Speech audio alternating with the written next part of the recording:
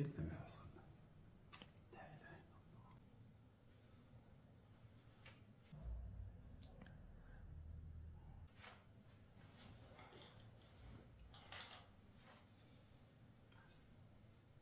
الله.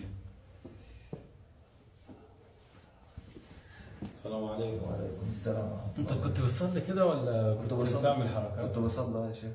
طب الصلاة كده ما تنفعش. ليه طيب؟ من شروط الصلاة الخشوع في الصلاة.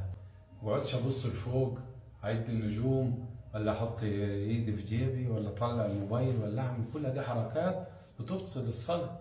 المفروض الصلاة كل اعضائك تكون خاشعة لله سبحانه وتعالى. قال صلى الله عليه وسلم: لينتهين اقوام يرفعون ابصارهم الى السماء فتخطف ابصارهم.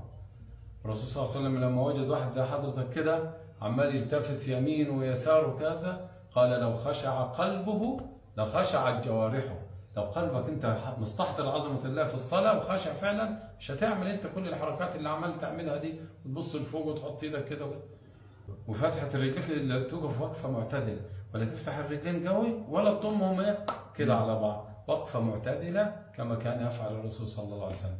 والرسول لما يلاقي واحد زيك كده عمال ينجر الصلاه ويبص لفوق وبتاع، قال له: صلي فانك لم تصلي. يعني لازم تكون مطمئن واعضائك وجوارحك هاديه وقلبك معلق بالله حتى يقبل الله منا ومنكم ان شاء الله.